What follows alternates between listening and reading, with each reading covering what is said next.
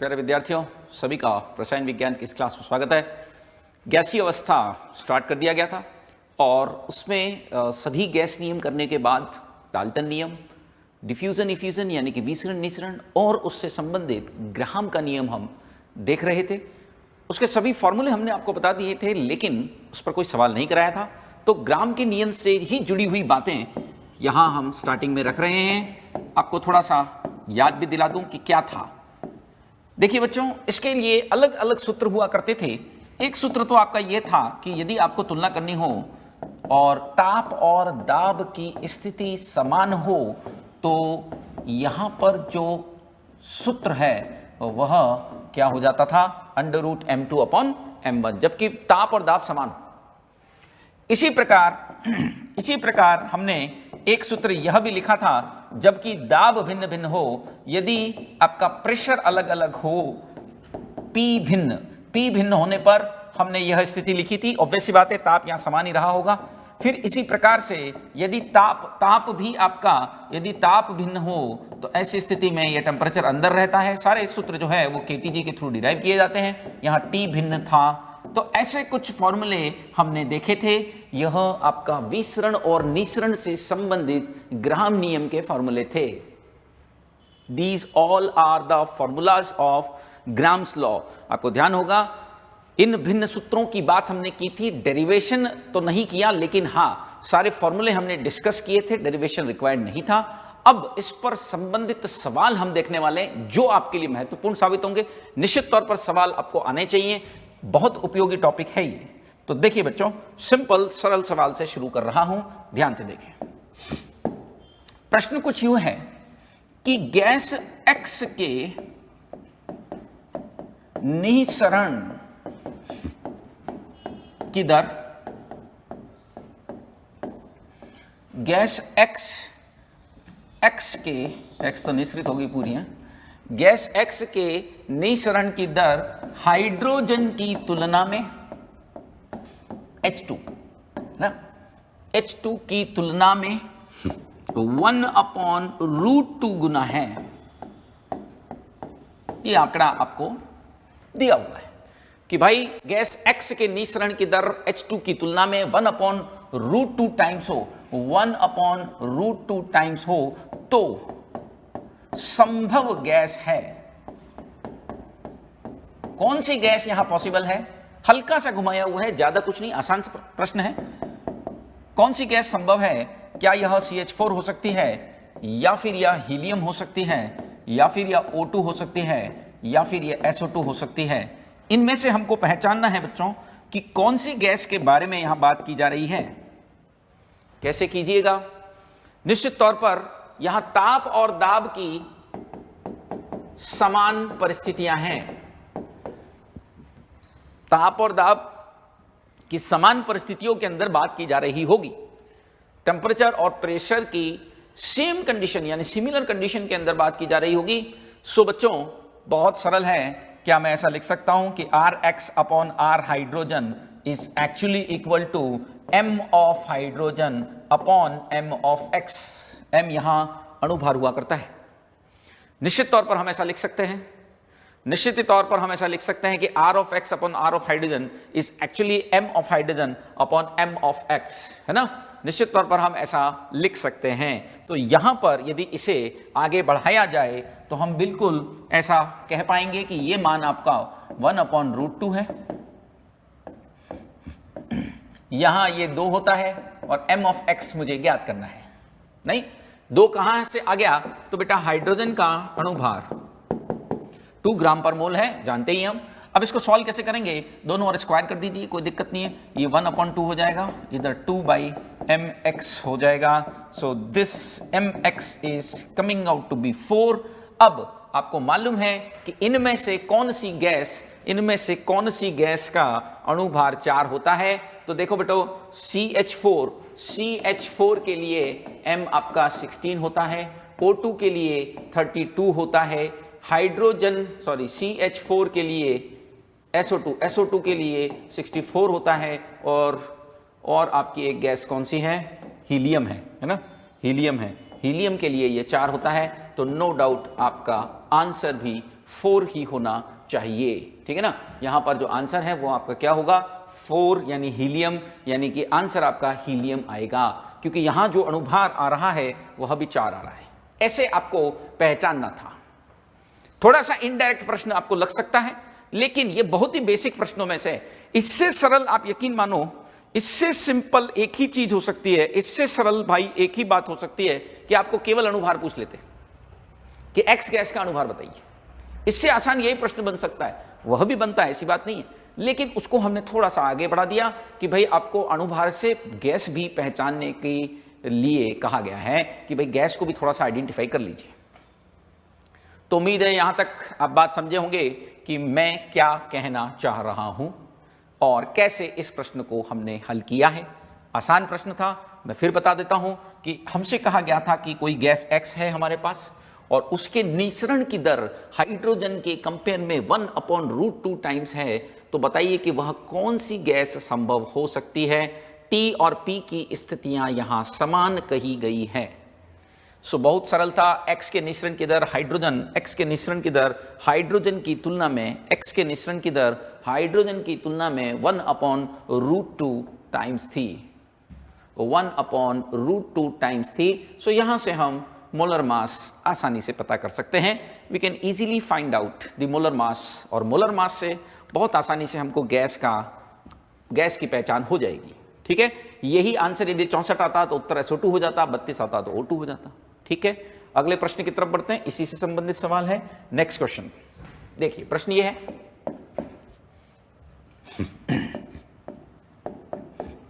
यदि CH4 का 100 ml आयतन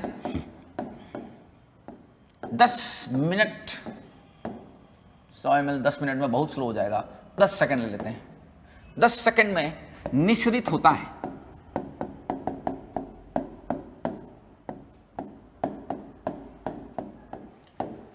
CH4 का 100 ml आयतन 10 सेकंड में निःसरित होता है, तो SO2 का कितना आयतन समान समय में, कल ऐसे प्रश्नों की कुछ बात की गई थी लास्ट क्लास में, उम्मीद है ध्यान होगा, में निःसरित होगा। समान समय में कितना वॉल्यूम इफ्यूज हो जाएगा SO2 का, ये आपसे पूछा गया है। तो देखो बच्चों कैसे करना रहा, let's solve the question. CH4 का 100 ml आयतन है, वो 10 सेकंड के अंदर निःसरित हो रहा है। 100 ml आपका 10 सेकंड में निःसरित हो रहा है, तो SO2 का कितना आयतन समान समय में, समान गिर गया भैया, आयतन समान समय में, है ना। तो भाई इसमें हम एक सूत्र बना सकते हैं निश्चित तौर पर, यहां पर कल मैंने आपको सिखाया भी था। देखो बच्चों देखो, R of CH4, R of SO2, M of SO2, M of CH4, ये तो वही बेसिक चीज है ना। इसमें तो कुछ बताने की मुझे लगता है कि जरूरत भी नहीं है आपको, आप स्वयं से ये बात समझ रहे हैं कि मैंने क्या लिखा है। लेकिन साथ में मैंने आपको ये भी कहा था कि इस R ऑफ CH4 को मैं क्या लिख सकता हूं, volume of CH4 upon time of CH4। ध्यान रखना ये समय है, यह समय है, ये ताप नहीं है प्रभु, क्योंकि दर जो है वो इकाई समय में कितना आयतन चला गया उसको कहा गया था। हमने ये कहा था कि यूनिट टाइम में कितना वॉल्यूम चला जाता है, यूनिट टाइम में कितना वॉल्यूम चला जाता है, उसी को हम दर कहते हैं। तो यहां पर टाइम है, ये समय है भैया, ये समय है, और ऊपर वाला तो आयतन है, उसमें तो कोई डाउट हो ही नहीं सकता। इसी प्रकार मैं R ऑफ SO2 को भी volume of SO2 upon time that is required for the effusion of SO2 वो लिख सकता हूं। तो ऐसी सूरत में इसको थोड़ा सा आगे बढ़ाया जावे तो ये कुछ ऐसा दिखाई देगा, और यहां पर तो ये चला ही आ रहा है पहले से। अब यहां पर क्या कहा गया कि समान समय में, प्रश्न को देखें, लैंग्वेज पर ध्यान दें, प्रश्न की भाषा पर ध्यान दें, तो कहा गया है कि समान समय में उतने ही टाइम में, यानी कि टाइम तो सेम है, टाइम तो सेम है, सिर्फ वॉल्यूम की बात करनी है भैया, सिर्फ वॉल्यूम पर फोकस करना है, टाइम समान है, सिर्फ वॉल्यूम पर फोकस करना है, यानी कि टाइम ऑफ SO2 जो बहा वही टाइम ऑफ CH4 है, तो इसको यहां से उड़ा दीजिए, इसकी जरूरत नहीं रहती फिर। तो volume of CH4 upon volume of SO2 is actually equal to, यहां m ऑफ SO2 कितना है 64 और m ऑफ CH4 कितना है 16। No doubt this is coming out to be 2, क्योंकि यह √4 हो जाता है, √4 2 ही आएगा, √4 का मान 2 ही आएगा। अब वॉल्यूम ऑफ CH4 कितना है बच्चों, वॉल्यूम ऑफ CH4 कितना है 100 ml है, वॉल्यूम ऑफ CH4 कितना है, यह 100 ml है, वॉल्यूम ऑफ SO2 यहां से हमको पता करना है, तो no doubt it is coming out to be 50 ml। यानी बच्चों की जो CH4 का तो 100 ml इस दौरान चला जाता था, लेकिन SO2 का मात्र 50 ml ही जाएगा।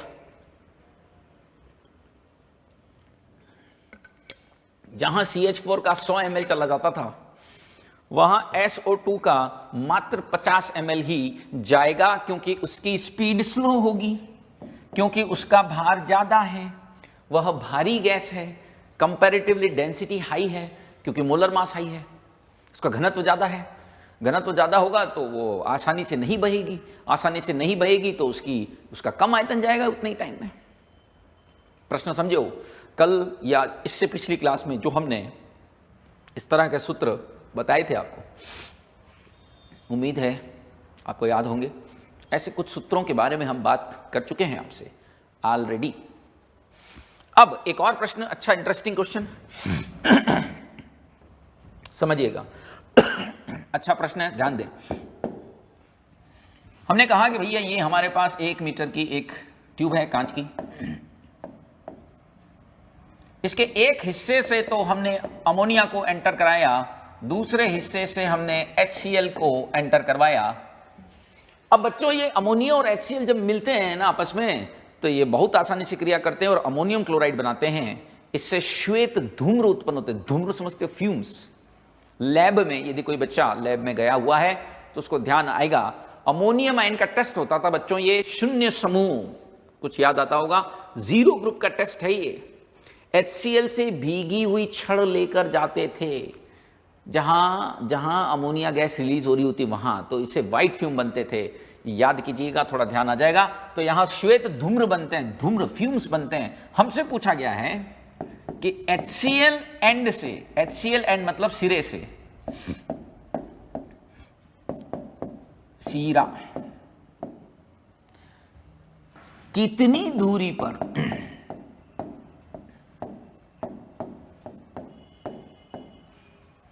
HCl एंड से कितनी दूरी पर श्वेत धूम्र व्हाइट फ्यूम्स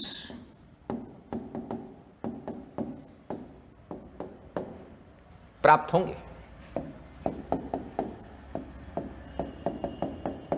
अच्छा और इंटरेस्टिंग क्वेश्चन इसे माना जाएगा, समझना। सबसे पहली बात तो केवल यह प्रश्न इतना भी आ सकता था कि यह श्वेत धूम्र सबसे पहले, है ना, ध्यान रखिएगा कि कितनी दूरी पर, सर्वप्रथम यहां ऐड करना आवश्यक हो गया है, सर्वप्रथम, है ना, सबसे पहले। क्योंकि बेटा एक बार व्हाइट फ्यूम बन गए तो वो तो पूरी ट्यूब में फैल जाएंगे, आप उसको रोक सकते हो क्या? एक बार व्हाइट फ्यूम बन गए, वो तो फ्यूम को तो कौन रोक पाया, तो वो व्हाइट फ्यूम तो पूरी में फैल जाएंगे, हमको क्या पता चलेगा। तो मैंने कहा है सबसे पहले वो कहां बनेंगे। पहले तो ये प्रश्न भी आ सकता है कि वो व्हाइट फ्यूम सबसे पहले बीच में बनेंगे, अमोनिया की साइड बनेंगे, HCl की साइड बनेंगे। इतना प्रश्न भी देखा गया है। पहले तो इस प्रश्न का उत्तर जानने का प्रयत्न करें कि वह किस साइड बनेंगे, किस साइड बनेंगे। क्या इस ट्यूब के बीच में बनेंगे? मैं आपसे पूछूं तो आप क्या बोलेंगे कि क्या लगता है कि यह व्हाइट फ्यूम्स किस और बनते होंगे? या तो एग्जैक्टली बीच में बनेंगे, या फिर किसी एक साइड बनेंगे, तो क्या HCl की साइड बनेंगे या फिर अमोनिया की साइड बनेंगे? इसका क्या लॉजिक होगा? देखो बच्चों, अमोनिया है हल्की, अमोनिया का अणुभार कम है, मानते हो इस बात को? अमोनिया एक हल्की गैस है,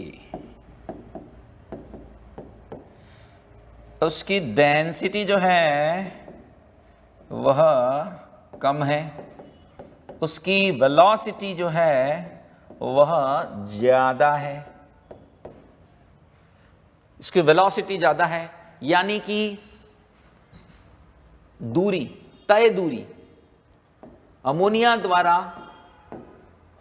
द्वारा तय दूरी क्या लगता है, ज्यादा होगी कम होगी? HCl से ज्यादा होगी। अरे जिसकी स्पीड ज्यादा है वही ज्यादा दूरी तय करेगा ना मेरे भाई। तो HCl द्वारा तय दूरी से अमोनिया द्वारा तय दूरी HCl द्वारा तय दूरी से अधिक होगी। मतलब समझो अमोनिया यहां से भागी चली आ रही है स्पीड से, HCl उतना दूरी तय नहीं कर पाई। HCl ऑब्वियस सी बात है, देखो दो लोग इधर से इधर भग रहे हैं, एक इधर से भग रहा है, एक इधर से भग रहा है। अब इसकी स्पीड धीमी है ना, इसकी स्पीड धीमी है, इसकी फास्ट है, तो ऑब्वियस सी बात है ये जो फास्ट वाला है वो ज्यादा डिस्टेंस ट्रैवल कर लेगा, तो वो मिलेंगे किस साइड मिलेंगे? इस व्यक्ति के साइड मिलेंगे ना, जो धीरे धीरे आ रहा था। बीच में तो मिलने से रहे, बीच में तो तब मिलेंगे जब दोनों की स्पीड एक जैसी हो। यहां अमोनिया तो ज्यादा दूरी तय कर लेगा, HCl कम दूरी तय कर पाएगा, तो HCl की तरफ बन जाएंगे ना। अरे इतना भी प्रश्न आता है प्रभु कि ये HCl सिरे की ओर बनेंगे, अमोनिया एंड की तरफ बनेंगे, या फिर बीच में बनेंगे। कई बार हम इमोशनल होते हैं बच्चे तो लिख देते हैं सर बीच में बनाओ, ऐसा भेदभाव मत करो। तो यहां भेदभाव करना पड़ेगा आपको, काम चलेगा नहीं, ठीक है ना। तो निश्चित तौर पर अमोनिया द्वारा तय दूरी इज ग्रेटर देन HCl द्वारा तय दूरी। अमोनिया द्वारा तय दूरी निश्चित तौर पर HCl द्वारा तय दूरी से अधिक ही होगी, ठीक है ना। सो निश्चित तौर पर अमोनिया द्वारा तय दूरी HCl द्वारा तय दूरी की तुलना में हायर होगी। सो यहां हम ये कह सकते हैं कि अमोनिया द्वारा तय दूरी ज्यादा होने से श्वेत धूम्र सर्वप्रथम कहां बनेंगे? HCl सिरे की ओर बनेंगे, HCl एंड की ओर बनेंगे।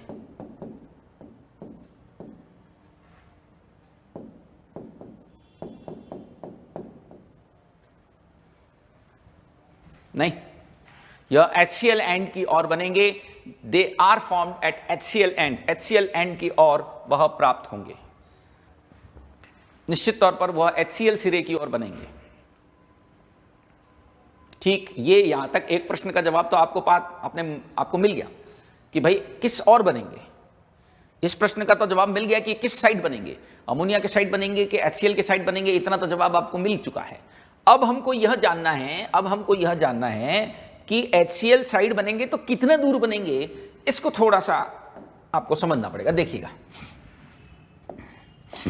देखो भाई, यहां से अमोनिया आ रही है, यहां से HCl आ रही है, दूरी 1 मीटर है। अब ये तो मानते हो ना कि HCl जितनी दूरी तय करेगी उतनी ही दूरी पर व्हाइट फ्यूम बन जाएंगे। HCl मान लेते हैं HCl ने 0.3 मीटर दूरी तय की, तो ये 0.3 मीटर दूरी ही क्यों तय कर पाई? क्योंकि अमोनिया आ गई होगी वहां से।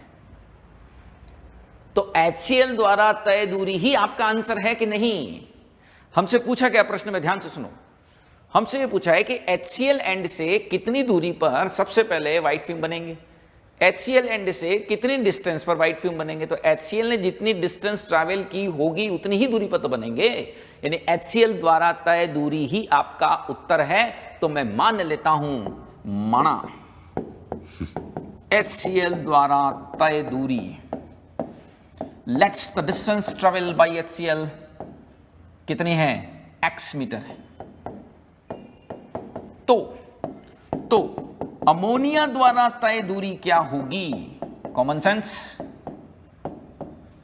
1 - x मीटर होगी। अरे प्रभु, होगी कि नहीं होगी? बिल्कुल होगी ना।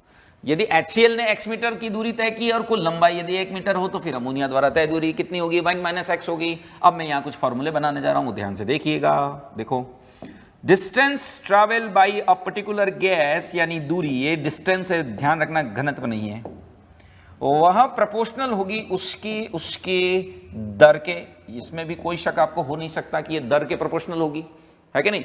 It should be proportional to the rate of that particular gas, है ना, ये उसकी दर के प्रोपोर्शनल होगी। और यह जो दर है वह आपका एम के इनवर्सली प्रोपोर्शनल यानी रूट एम के इनवर्सली प्रोपोर्शनल होनी चाहिए। होगा कि नहीं होगा, यहां तक की बात आप समझे कि HCl द्वारा तय दूरी यदि x मीटर हो तो अमोनिया द्वारा तय दूरी कितनी होगी, 1 माइनस x मीटर होगी। So distance travel by a particular gas should be proportional to the rate. ध्यान रखें कि यह दूरी है, यह रेट है, और यह किसके प्रोपोर्शनल है, 1/√m गैस के।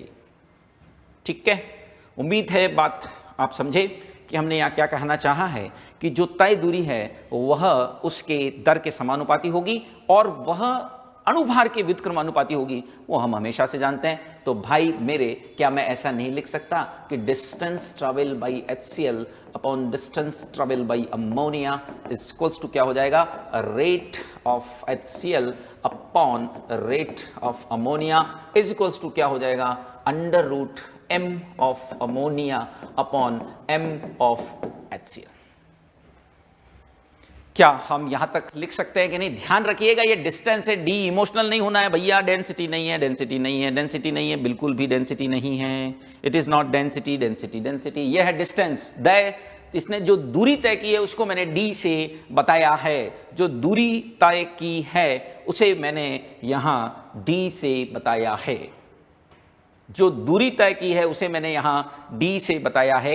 मैं यहां इसको थोड़ा सा और क्लियरिफाई कर देता हूं, अदरवाइज आप कंफ्यूज होते रहेंगे। ये डेंसिटी है और वो दूरी है, दोनों में आपको कंफ्यूज नहीं होना है, दोनों को स्मॉल डी से ही बताते हैं, उसमें हम कुछ नहीं कर सकते।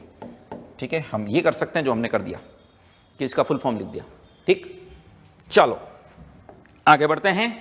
तो भाई HCl द्वारा तय दूरी यदि x हो तो निश्चित तौर पर वो x हो जाएगी, इसमें किसी किस्म का कोई डाउट नहीं होना चाहिए कि HCl द्वारा तय दूरी x हो सकती है, अमोनिया द्वारा तय दूरी 1 माइनस x हो सकती है, is equals to m of ammonia 17 होता है, 17 अपॉन 36.5। यहां आप इसे सॉल्व करेंगे तो x की वैल्यू आ जाएगी और x ही आपका आंसर होगा, x ही आपका आंसर होगा। हालांकि ये तो सॉल्व करना आसान बिल्कुल भी नहीं है, क्योंकि यहाँ आप जो अंडर रूट देख रहे हैं वो कोई बहुत बढ़िया धुआंधार अंडर रूट तो नहीं है, पॉइंटों में कहाँ से कैसे निकालेंगे। तो प्रश्न जब ये एग्जाम में आएगा ना तो वो आसान रूप में आएगा, ऐसा ही गैसे देंगे जिनके अणुभार का अंडर रूट आसानी से निकलता हो, अदरवाइज ये थोड़ा सा आपको लेंदी भी लगेगा और कॉम्प्लिकेटेड भी हो जाएगा। समझ रहे हो क्या कहना चाह रहा हूँ? आपको ईजी वे में देगा वहां।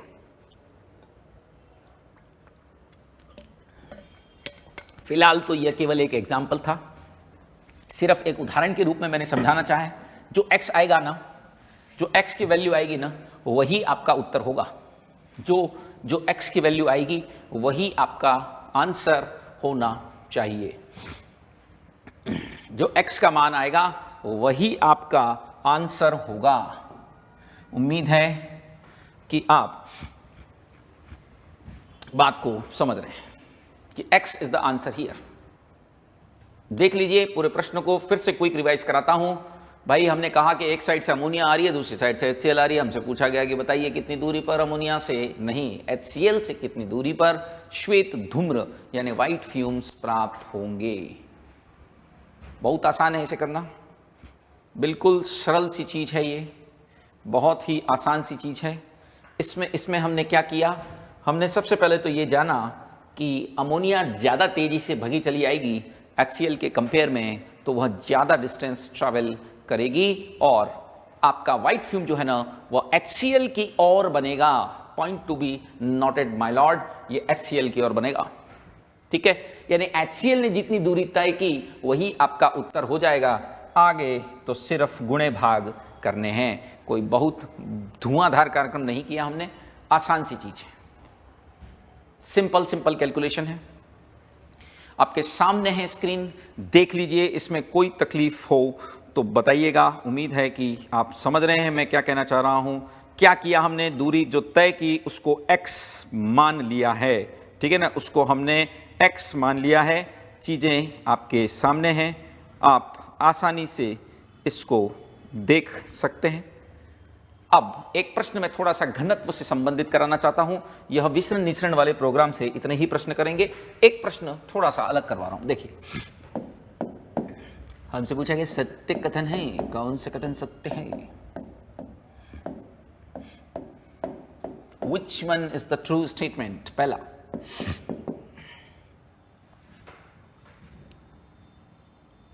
शुष्क वायु का घनत्व, शुष्क वायु, ड्राई वायु, ड्राई एयर, शुष्क वायु बनी हुई है भैया। शुष्क वायु मतलब nitrogen oxygen, major component nitrogen oxygen मान के चलते हैं हम। तो शुष्क वायु का घनत्व, नम वायु, अब ऑब्वियस सी बात है कि नम वायु के अंदर नाइट्रोजन ऑक्सीजन के साथ जलवाष्प भी होगी, अरे तभी तो नम बोलेंगे उसको, तो जलवाष्प उसके अंदर मौजूद है। तो शुष्क वायु का घनत्व नम वायु से कम होता है। क्या ये ऑप्शन सही है? दूसरा, शुष्क वायु का अनुभार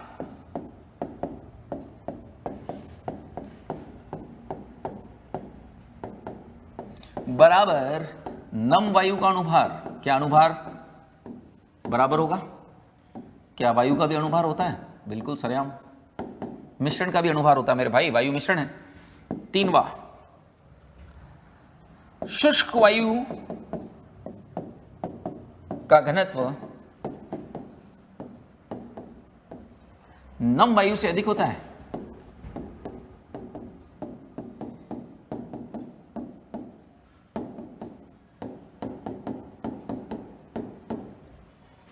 डी, सभी गलत हैं, ऑल आर रॉन्ग, सभी स्टेटमेंट गलत हैं। तो देखिए बच्चों, प्रश्न क्या है थोड़ा समझने की कोशिश करें। घनत्व मैंने कल बता दिया था कि D बराबर PM/RT होता है, उम्मीद है आपको सूत्र याद होगा।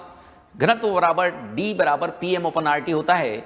अब एक गैस का घनत्व तो उसके अनुभार से सीधा निकल जाएगा यदि ताप दाब दे रखा हो। यहां सब में ध्यान रखना कि सब परिस्थितियों में यहां ताप व दाब की समान परिस्थितियां दे रखी हैं। ध्यान रखें, इन कंडीशन में ही हमको इसे जज करना है। तो फिर ये तो कॉमन सेंस की बात है कि ताप और दाब की समान परिस्थितियां दे रखी हैं, तो सारा दारोमदार अनुभार पर आ जाएगा। सारा के सारा दारोमदार आपका किस पर होगा? अनुभार पर आ जाएगा, क्योंकि ताप और दाब की समान परिस्थितियां दे रखी हैं। तो सारा जजमेंट आपको किससे करना होगा? अनुभार से करना होगा। देखिए, मैं इसे सॉल्व कराता हूं, अब ध्यान से देखो कैसे करेंगे भाई। देखो, पहली बात तो मैंने ये सूत्र बताया था कि डेंसिटी बराबर होता है PM/RT। यहां मैं याद दिला दूं कि M जो है वो अणुभार होता है, बाकी तो आपको मालूम ही है, ताप दाब गैस स्थिरांक नहीं। सो डेंसिटी इक्वल्स टू होता है PM/RT। अब M के बारे में बात की जाए तो देखो बच्चों, वायु का अणुभार यानी कि शुष्क वायु का अणुभार जो हम निकालते हैं, है ना, वायु मतलब वो ड्राई ही मान लो, वो कैसे निकालेंगे? तो देखो बेटा, ड्राई वायु को मैं 80% नाइट्रोजन और 20% क्या मानता हूं? ऑक्सीजन मानता हूं। बाय मास यही कंपोजिशन वायु का माना जाता है। तो इसका एवरेज निकालना है मुझे, तो एवरेज कैसे निकलेगा? बहुत ही आसान है। कैसे एवरेज निकालोगे? 28 होता है अणुभार नाइट्रोजन का, 32 होता है अणुभार ऑक्सीजन का, बट्टा 100 कर दिया जाएगा। ऐसे हम किसी भी मिश्रण का अणुभार निकाल सकते हैं। और यह जो अणुभार आ रहा है वो 28.8 आ रहा है, यानी बेटा जो मोलर मास ऑफ एयर आता है, जो कि निश्चित तौर पर ड्राई है फिलहाल, वह 28.8 आता है। ठीक है, ऐसे हम वायु का अणुभार निकालते हैं। कभी कभी प्रश्न वायु के अणुभार से संबंधित भी आ जाता है। अकेला यह प्रश्न भी आ सकता है कि वायु का वाष्प घनत्व क्या होता है। आपको मालूम है ना कि 2 इंटू वाष्प घनत्व बराबर अणुभार, तो 14.4 हो जाएगा। उम्मीद है समझते होंगे। वाष्प घनत्व भी पूछ लेते हैं कभी कभी, तो 2 इंटू वाष्प घनत्व बराबर अणुभार होता है, वहां से आपको ज्ञात हो सकता है। अब मुद्दा है ह्यूमिड एयर। तो बहुत रोचक बात लिखने जा रहा हूं, भरोसा आपको शायद ना भी हो, लेकिन बात सत्य है। कि ह्यूमिड एयर यानी कि नम वायु का अणुभार, वायु हो गया है, वायु नहीं, नम वायु का अणुभार शुष्क वायु से ज्यादा होता है। ये उल्टा होता है ना, शुष्क वायु का अणुभार नम वायु से ज्यादा होता है। ये थोड़ा अजीब लग सकता है क्योंकि हम सोचेंगे कि उसमें जल आ गया तो और भारी हो जानी चाहिए, लेकिन ऐसा नहीं है भाई, ये एवरेज है एक्चुअली। सो एवरेज अणुभार नम वायु का कम है किसकी तुलना में, शुष्क की तुलना में। ऐसा क्यों है सर, हमें तो नहीं विश्वास हो रहा, तो अभी कराते हैं आपको विश्वास। देखो क्या होता है बेटा, नम वायु में 100% कुछ न कुछ जल वाष्प आ गई होगी। अरे आएगी ना प्रभु, मुझे बताओ क्या नम वायु में भी यही संगठन हो सकता है? 80% 20% हो सकता है क्या? नहीं हो सकता। कुछ प्रतिशत नाइट्रोजन का भी कम होगा, कुछ प्रतिशत ऑक्सीजन का भी कम होगा, क्योंकि कुछ प्रतिशत कौन आई होगी, जल वाष्प। और जल वाष्प का अणुभार कितना होता है, मात्र 18। जल वाष्प का अणुभार ऑक्सीजन से भी कम है, नाइट्रोजन से भी कम है, तो फिर ऑब्वियस सी बात है कि एवरेज में कमी आ गई होगी भाई। या कैसे संभव है कि एवरेज जो है वह इससे ज्यादा आ जाए? ये पॉसिबल ही नहीं है। आप समझे चीज को कि वहां पर भारी गैसों को हटाकर उसी जगह में थोड़ी हल्की गैसें आ रही हैं। हल्की गैस कौन? जल वाष्प। तो जल वाष्प का अणुभार दोनों से कम होता है। देखिएगा, नम वायु हेतु उसके इकाई आयतन का द्रव्यमान कम हो जाता है, जिसको हम घनत्व बोलते हैं।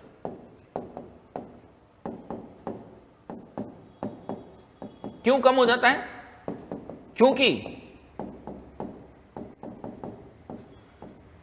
जल वाष्प द्वारा, ऑब्वियस सी बात है पूरा तो नहीं लेकिन कुछ हद तक, जल वाष्प द्वारा N2 या दोनों हो सकते हैं, N2 वो O2 का स्थान लिया जाता है। सारा नहीं, कुछ हद तक। अरे मेरे भाई, नाइट्रोजन और ऑक्सीजन दोनों से जल वाष्प हल्की होती है। जल वाष्प जो है उसका अणुभार 18 है। नाइट्रोजन व ऑक्सीजन से कम है,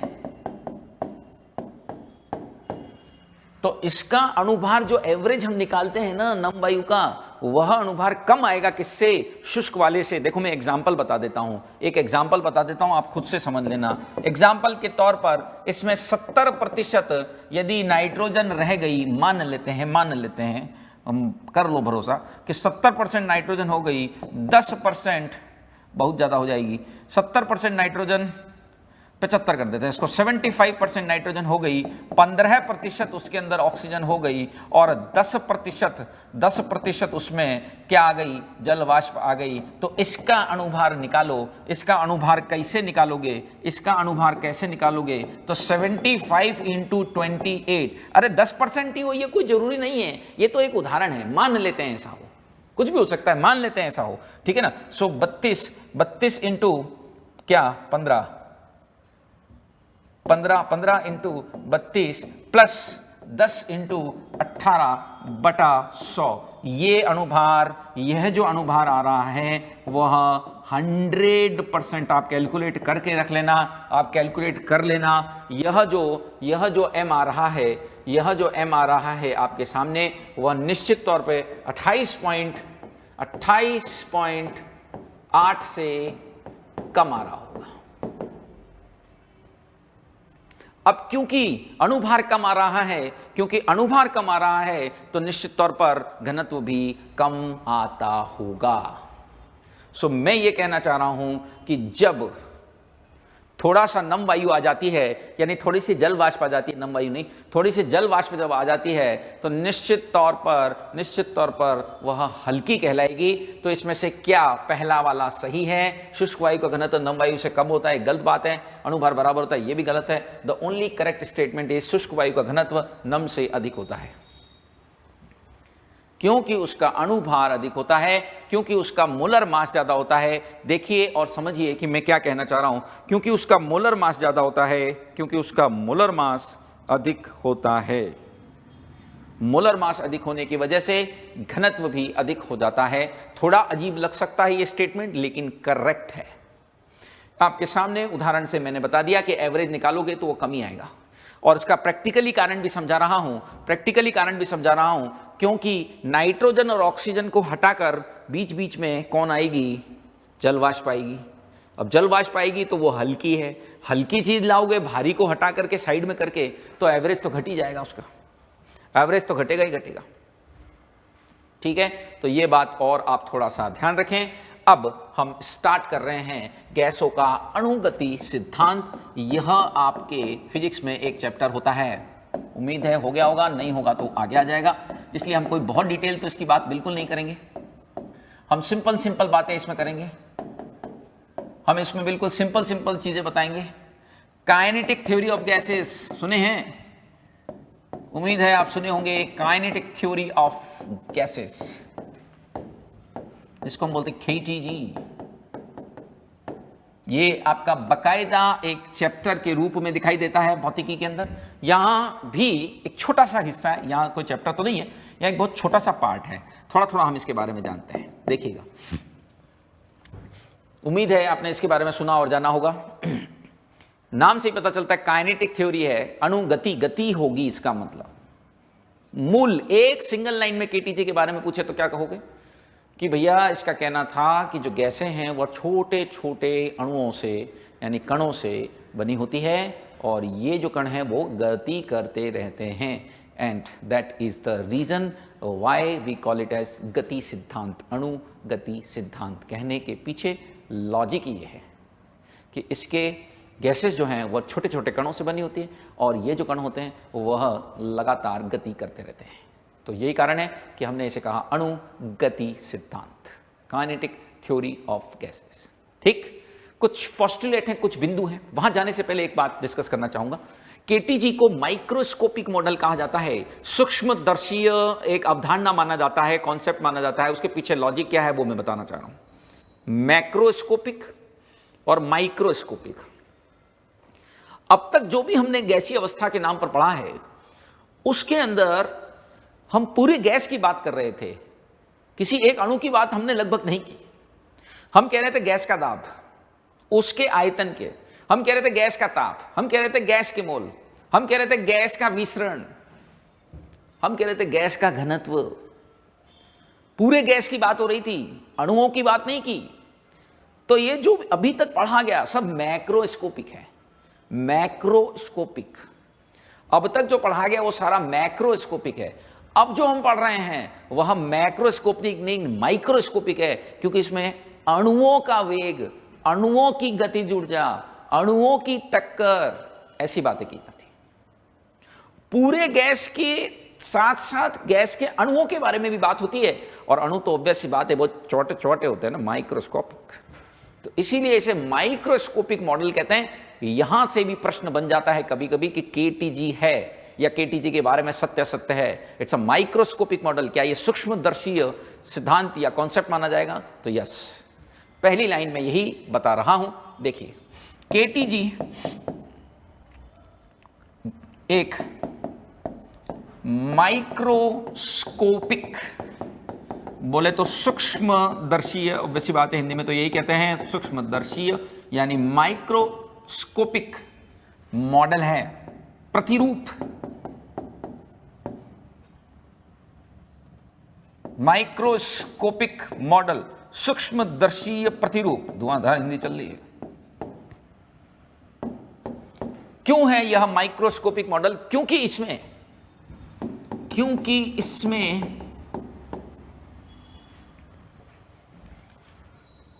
गैस के अणुओं की बात होती है।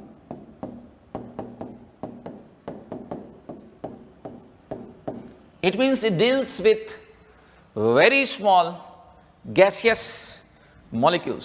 ये बहुत छोटे छोटे गैस के अणुओं के बारे में चर्चा करता है, उसके संदर्भ में बातचीत यहां की जाती है, इसीलिए इसे माइक्रोस्कोपिक मॉडल कहा जाता है। पहला प्रश्न तो ये। तो इससे पहले जो ग्राम नियम, बॉयल नियम, ये सब मैक्रोस्कोपिक थे, क्योंकि उसमें पूरी गैस की बात की जाती थी। गैस के अणु का दाब नहीं था, गैस का दाब था। गैस के अणु का आयतन नहीं था, गैस का आयतन था, ऐसे। ठीक। अब क्योंकि ये एक सिद्धांत है तो हर सिद्धांत के कुछ पोस्टुलेट्स होते हैं, अभिग्रहित होते हैं, पॉइंट होते हैं, मुख्य बिंदु होते हैं, तो उसके बारे में बात करते हैं। अक्सर इस पर भी प्रश्न आता है। तो इसके पोस्टुलेट्स यानी अभिग्रहित, जिनको हम बोलते हैं अभिग्रहित, बोले तो पोस्टुलेट्स, यदि दोनों में ही नहीं पता चलता तो बता देता हूं पॉइंट्स, है ना, मेन पॉइंट्स कौन कौन से। ठीक है, समझ गए होंगे, बहुत होशियार बच्चे हैं। अभिग्रहित यानी पोस्टुलेट्स क्या क्या हैं। तो देखो बच्चों क्या क्या इसमें कहा गया। तो पहला बिंदु यह कहता है कि प्रत्येक गैस सूक्ष्म कणों से मिलकर बनी है जो अणु या परमाणु के रूप में हो सकते हैं। ठीक, प्रत्येक गैस सूक्ष्म कणों से मिलकर बनी होती है। ये इसका सबसे पहला पॉइंट माना जाएगा, सबसे बेसिक पॉइंट है। ठीक बात है, इसमें कोई समझाने वाली बात नहीं है, ये तो हमको पहले से ज्ञात है। नहीं, अब ये जो अणु है ना, यह जो अणु है उसका वॉल्यूम नेग्लिजिबल है गैस के वॉल्यूम की तुलना में। गैस के कुल आयतन की तुलना में गैस के अणुओं का आयतन, गैस के कुल आयतन की तुलना में गैस के अणुओं का आयतन नगण्य होता है, नेग्लिजिबल होता है, बहुत कम होता है। गैस के कुल आयतन की तुलना में गैस के अणुओं का आयतन नगण्य होता है। इस बात का क्या मतलब है मैं बताता हूं, पहले मैं लिख रहा हूं। देखिए, गैस के कुल आयतन की तुलना में, समझिएगा इस पॉइंट को, कुल आयतन की तुलना में उसके अणुओं का आयतन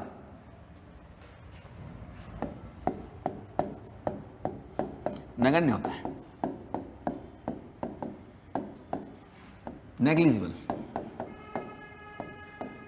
ऐसा क्यों है? देखिए बहुत सिंपल सी बात है। पहले तो ऐसा है क्या, ये कहना क्या चाह रहे हैं, पहले तो उसको समझना पड़ेगा कि यहां कहना क्या चाहते हो।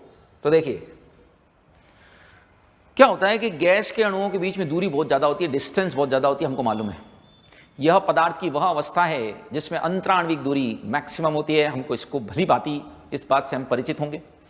दूरी इतनी ज्यादा है कि गैस का आयतन तो बहुत ज्यादा हो जाता है, क्योंकि गैस के आयतन में तो उनके बीच की दूरी भी शामिल होगी अणुओं की, लेकिन अणुओं का आयतन बहुत कम होता है। ऐसा सॉलिड में नहीं होगा, क्योंकि सॉलिड बहुत कॉम्पैक्ट होता है, उसमें उसके अणुओं के आयतन की तुलना में उस सॉलिड का आयतन ज्यादा अंतर नहीं है। लिक्विड में थोड़ा अंतर है, गैस में बहुत भयंकर रूप से डिफरेंस पाया जाता है, क्योंकि अणु बहुत दूर दूर होते हैं। दो तरह के आयतन की बात हो रही है, समझने की कोशिश करें। एक गैस के अणुओं का आयतन, दूसरा गैस का कुल आयतन। उस कुल आयतन में तो क्या है कि बीच की डिस्टेंस भी शामिल है, उस कुल आयतन में तो उनके मध्य की दूरी भी शामिल होती है। तो यहां मैं ये कहना चाह रहा हूं कि गैस के कुल आयतन की तुलना में उसके अणुओं का जो वॉल्यूम होता है, उसके मॉलिक्यूल्स का जो वॉल्यूम होता है, वह नेग्लिजिबल होता है, बिल्कुल कुछ मायने नहीं रखता। ये पॉइंट किस तरह से कहा गया है आप समझ रहे होंगे, क्योंकि इनके बीच की दूरी बहुत ज्यादा होती है। अगला पॉइंट, नेक्स्ट, गैस के अणुओं के मध्य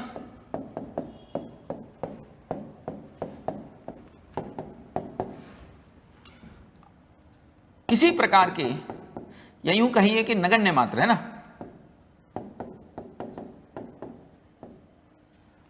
आकर्षण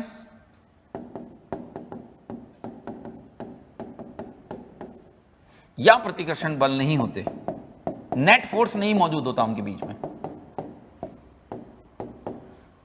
देखिए इसके कुछ पॉइंट तो वास्तविक गैसों पर भी लगते हैं और कुछ नहीं भी लगते हैं, है ना, कुछ तो ऐसे ही काल्पनिक हवा में फेंके मारे इसने।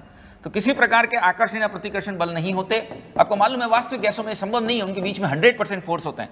तो ये कुछ पॉइंट इसके ऐसे हैं जो, क्योंकि थ्योरी, देखिए थ्योरी के अंदर हर पॉइंट जो है वो जस्टिफाई हो जरूरी नहीं होता है। किसी भी सिद्धांत में कुछ पॉइंट जो है वो चलते हैं आदर्श रूप में भी। तो गैस के अणुओं में या अणुओं के मध्य कहना उचित रहेगा, गैस के अणुओं के मध्य उनके इंटरमॉलिक्यूलर, मतलब उनके बीच में दूरी इतनी ज्यादा हो गई है, ऐसा इसका कहना है कि उनके बीच में कोई फोर्स ही नहीं एग्जिस्ट कर रहा। ठीक है ना। सो गैस के अणुओं के मध्य किसी प्रकार के आकर्षण या प्रतिकर्षण बल नहीं होते। अगला, चौथा बिंदु, फोर्थ पॉइंट जो ये कहना चाह रहा है वो ये है कि गैस के अणु निरंतर गति करते रहते हैं, इसीलिए तो गति सिद्धांत है। इंपॉर्टेंट पॉइंट है। विभिन्न वेगों से, सबके अपने अपने वेग हो सकते हैं, है ना, एक जैसे वेगों कोई जरूरी नहीं है, विभिन्न वेगों से गति करते रहते हैं, they are in a state of movement, इसीलिए तो गतिक सिद्धांत बोला है भाई। अब जब ये गति करेंगे तो निश्चित तौर पर टकराएंगे, आपस में भी टकराएंगे, पात्र की दीवारों से भी टकराते रहते हैं। गति करने के कारण, यह भी एक इसका पॉइंट है, गति के कारण, अरे कोई गति करेगा तो टकराने की संभावना भी बनेगी, तो गति के कारण अणु परस्पर एवं पात्र की दीवारों से टकराते रहते हैं। यह भी एक पॉइंट माना जाता है। अब तक मैंने क्या बिंदु बताई, मैं बता रहा हूं, और भी कुछ पॉइंट बाकी हैं, सुनिए। हम बात कर रहे हैं बच्चों केटीजी के बारे में। केटीजी जो है वह एक माइक्रोस्कोपिक मॉडल कंसीडर किया जाता है, वह एक सूक्ष्मदर्शीय सिद्धांत माना जाता है, क्योंकि यह डील करता है किसके साथ, यह डील करता है किसके साथ, यह डील करता है छोटे छोटे अणुओं के साथ में। इसके कुछ पॉइंट हैं जो हमने यहां लिखे हैं। पहला, छोटे छोटे अणुओं का जो टोटल वॉल्यूम है वह लगभग क्या है, नगण्य है, यानी कि उन अणुओं का आयतन कुछ भी नहीं है टोटल आयतन की तुलना में। अणुओं के बीच में किसी भी प्रकार का कोई बल कार्य नहीं कर पाता, यह भी एक पॉइंट है कि उनके बीच में कोई बल नहीं है क्योंकि दूरी बहुत ज़्यादा है।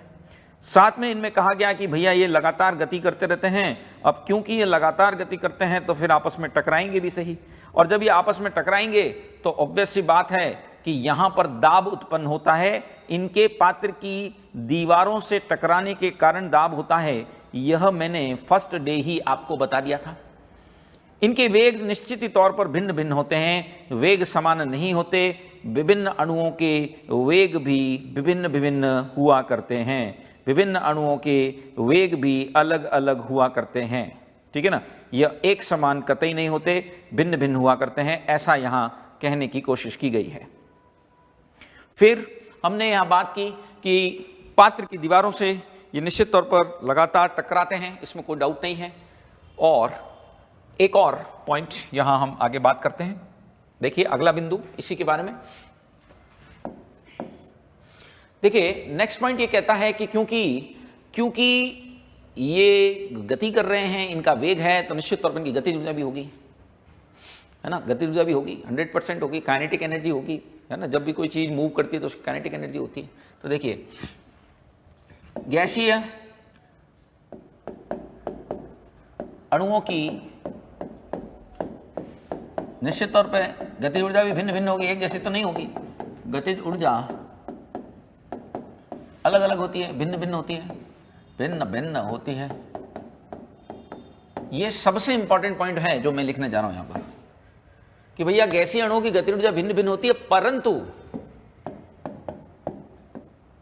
परंतु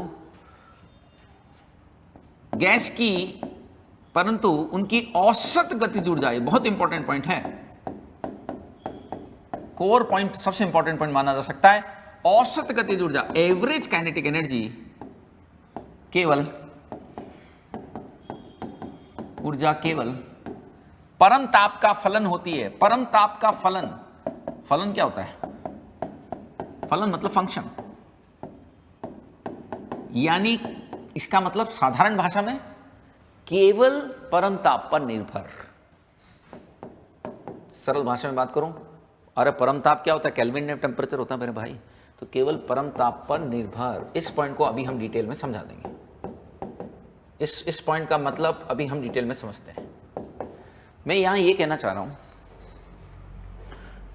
कि मान लेते हैं हमारे पास हाइड्रोजन गैस है, हो सकती है हाइड्रोजन गैस होने में कोई अपराध तो है नहीं, और ऑक्सीजन गैस है।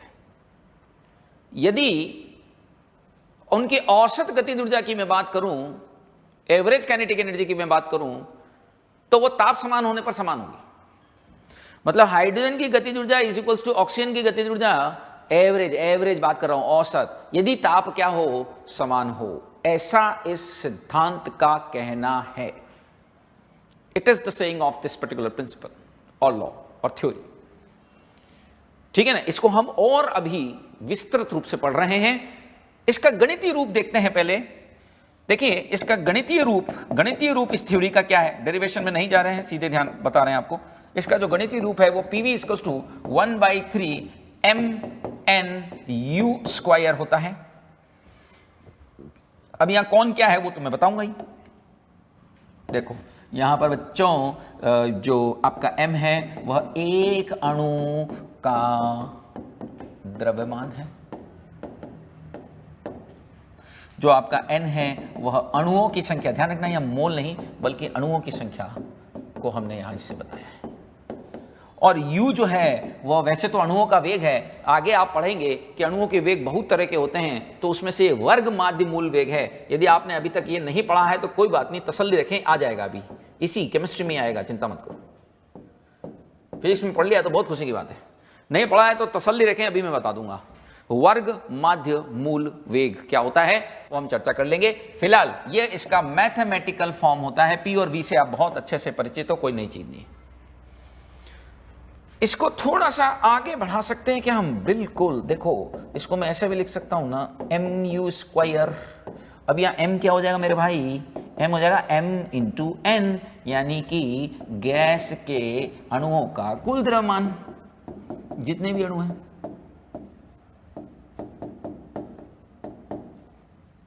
गैस का द्रव्यमान कह लो इसको, द मास ऑफ गैस, ठीक है, बिल्कुल ऐसा लिख सकते हैं। m × m को करूंगा तो कुल टोटल मास आ जाएगा। इसी चीज को थोड़ा सा आगे पीछे ऊपर नीचे और करने की जरूरत है। देखिए PV = आ गया 1/3 mu²। इसको क्या मैं इसको ऐसा लिख सकता हूं कि 2/3 × 1/2 mu²। क्यों लिखा, अभी बताता हूं क्यों लिखा। यहां पर कौन क्या है आपको यह भी मालूम होगा कि PV = nRT होता है, और ये जो 1/2 mu² है इसको मैं काइनेटिक एनर्जी बोल सकता हूं। बचपन से पढ़ता चला आ रहा हूं कि ½ mv² is actually kinetic energy. तो यहां इसको थोड़ा और आगे, 2 से 2 कैंसिल मत कर देना मेरे भाई, इसको हम काइनेटिक एनर्जी कह सकते हैं। तो बेटा देखो काइनेटिक एनर्जी का सूत्र आ गया 3/2 nRT। यहां जो n है वह मोलों की संख्या है, और यह जो सूत्र आया है वह कुल गतिज ऊर्जा का आया है। It is the formula of total kinetic energy, it is the formula of total kinetic energy. n यहां फिलहाल यहां n मोलों की संख्या है, क्योंकि आपने PV = nRT का यूज किया है, और वहां n जो होता है वो मोलों की संख्या ही होता है। यह आया टोटल काइनेटिक एनर्जी ज्ञात करने का सूत्र। It is the formula to find out the total kinetic energy. KE = 3/2 nRT। R आपको मालूम है क्या होता है, वो 8.314 जूल। कैलोरी में निकालने तो 1.98। इसी को प्रति मोल मैं बताऊं तो गतिज ऊर्जा प्रति मोल मैं निकालना चाहूं तो निश्चित तौर पर सूत्र होगा KE = 3/2 RT। और यदि मैं इसे प्रति अणु निकालना चाहूं तो गतिज ऊर्जा जो कि औसत है, निश्चित तौर पर यह भी औसत ही है, औसत गतिज ऊर्जा प्रति अणु, क्योंकि सभी अणुओं की ऊर्जा एक जैसी तो होगी नहीं, तो वो एवरेज ही निकाल पाओगे ना आप तो। अरे अलग अलग अणुओं की ऊर्जा अलग अलग है, ये जो आएगी वो तो एवरेज आएगी। एवरेज गतिज ऊर्जा कितनी आएगी, इस एवरेज गतिज ऊर्जा को KE बार से दिखाते हैं, इसको 3/2 R/Na × T। Na कहां से टपक गया मेरे भाई, Na को कहते हैं आवोगाद्रो संख्या। कॉमन सेंस है। ऊपर वाला सूत्र 1 मोल के लिए है, ऊपर वाला सूत्र 1 मोल के लिए है, तो प्रति मोल यदि इतनी है तो एक अणु की कितनी होगी बताइए।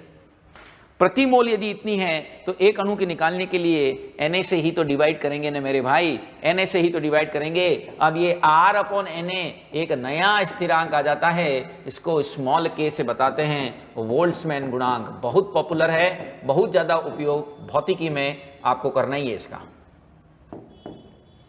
क्योंकि भैया R भी, अरे भैया R भी एक स्थिरांक है, Na भी एक स्थिरांक है, तो फिर ये इसे नया स्थिरांक कह सकते हैं। तो बेटा ये आ गया सूत्र औसत गतिज ऊर्जा प्रति अणु निकालने का 3/2 kT। ये क्या आई? औसत गतिज ऊर्जा प्रति अणु। आप देख पा रहे होंगे कि यह सिर्फ फंक्शन है टेम्परेचर का, क्योंकि K तो कांस्टेंट है सबके लिए। K किसी गैस की विशेषता तो बिल्कुल नहीं हो सकता, K ऐसा तो नहीं हो सकता किसी गैस के लिए डिफाइन हो। हमको मालूम है बेटा कि R और Na दोनों का मान किसी भी गैस के लिए सेम रहेगा। सो यह सिर्फ, इसकी वैल्यू आपको याद करने की कोई जरूरत नहीं है।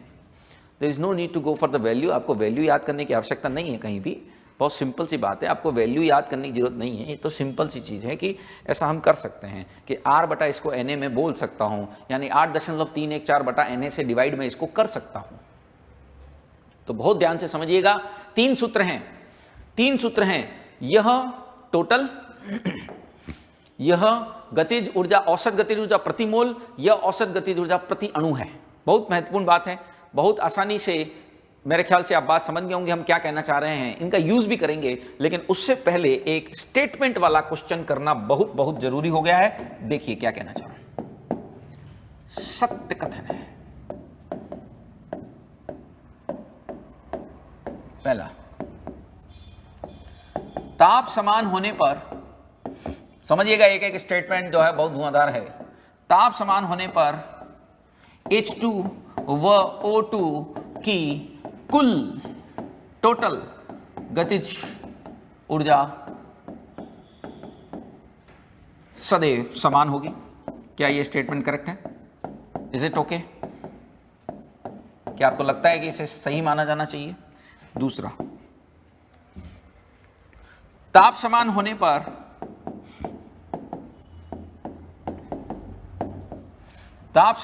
पर H2 व O2 की औसत गतिज ऊर्जा समान होगी। क्या ऐसा होना चाहिए कि एवरेज एनर्जी जो है वह सेम रहे? तीसरा, 1 व 2 दोनों सही हैं, चौथे की कोई जरूरत नहीं है। प्रश्न समझे हैं? प्रश्न यह है कि ताप समान होने पर हाइड्रोजन व ऑक्सीजन की कुल गतिज ऊर्जा, क्या टोटल काइनेटिक एनर्जी सेम होगी? यह स्टेटमेंट गलत है। यह स्टेटमेंट गलत क्यों है? क्योंकि बेटा कुल गतिज ऊर्जा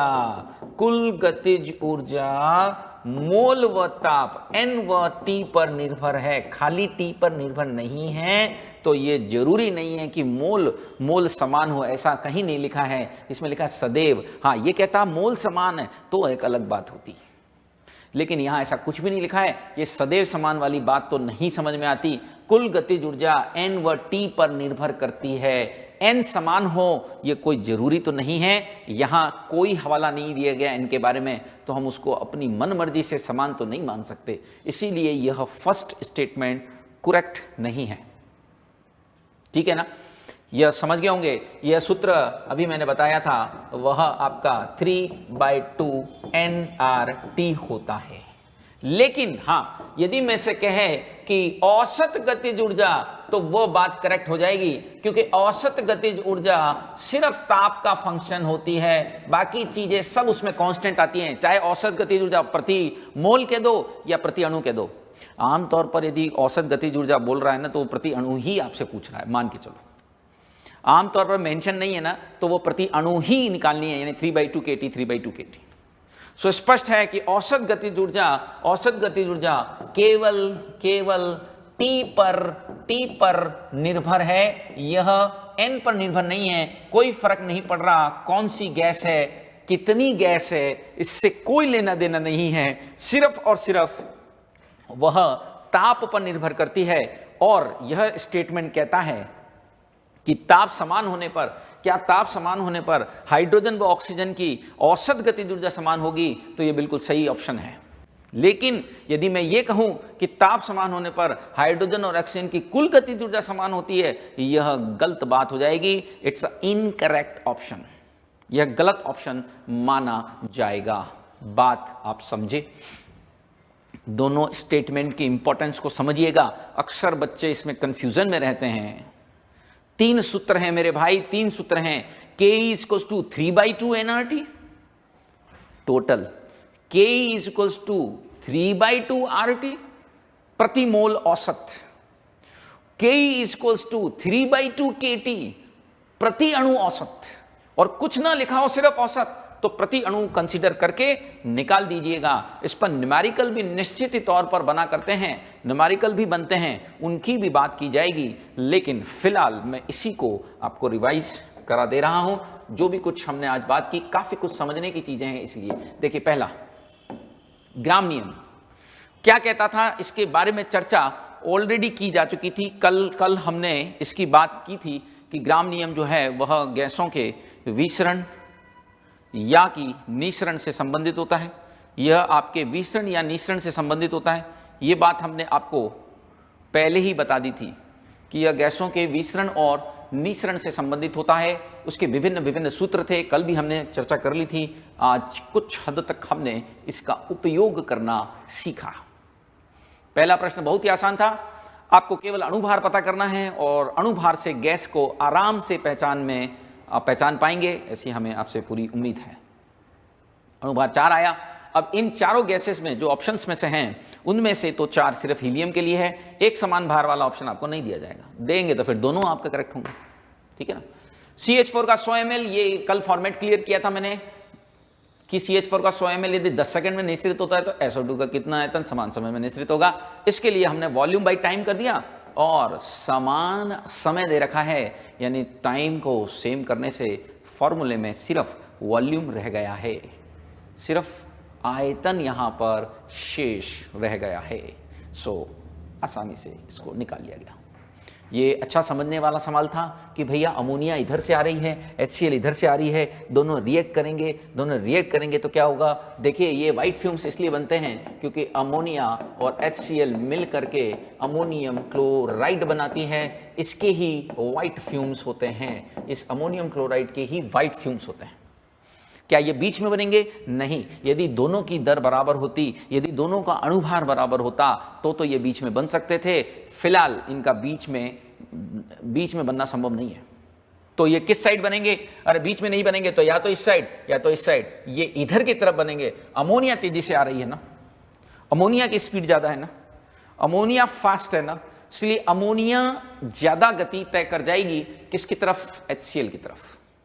अमोनिया गति करके किसकी तरफ पहुंच जाएगी? HCl की तरफ पहुंच जाएगी, तो वहां अमोनियम क्लोराइड बन जाएगा, वहां इसके व्हाइट फ्यूम्स दिखाई देंगे, श्वेत धूम्र। ये आपको लैब में करवाया जाता है एक्सपेरिमेंट। ये हमने सॉल्व किया, बहुत ही आसान था। उसकी दूरी को हमने x मान लिया। मान लेते हैं HCl ने दूरी x की तय की है। x ही क्यों तय की? क्योंकि x तय करते ही अमोनिया उधर से आगे होगी, व्हाइट फ्यूम बन गई। x दूरी तय करते ही अमोनिया वहां से आगे होगी और क्या बन जाएगी? व्हाइट फ्यूम्स बन जाएंगे। ठीक बात। सो ये कैलकुलेशन तो कोई दिक्कत नहीं है, फॉर्मेट आपको क्लियर कर दिया हमने। सत्य कथन क्या है? यह थोड़ा रोमांचक प्रश्न था कि शुष्क वायु का घनत्व नम वायु से अधिक होता है। यह वैसे हमको थोड़ा मुश्किल लगता है, लेकिन इसको हम यहां सिद्ध कर सकते हैं। यह मैंने शुष्क वायु का अणुभार निकालना सीखा है। देखो, ये तो मानते हो कि ये सूत्र से एक बात तो स्पष्ट है कि जिसका m ज्यादा होगा उसका घनत्व ज्यादा होगा, जिसका m अधिक होगा उसका d अधिक होगा, निश्चित तौर पर। अब वायु का जो अणुभार है वह 28.8 आया। नम वायु के अंदर मान लेते हैं 10% जल वाष्प आ गई। ये माना है मेरे भाई, ये माना है, ध्यान रखिएगा। ऐसा नहीं है, ये ऐसा नहीं है कि यही होता है। यूं मत इमोशनल हो जाना कि सर 10% क्यों होते हैं, इसको 1 क्यों नहीं कर दिया। अरे भैया 10 कर दिया, मजा आ रहे थे हमको, है।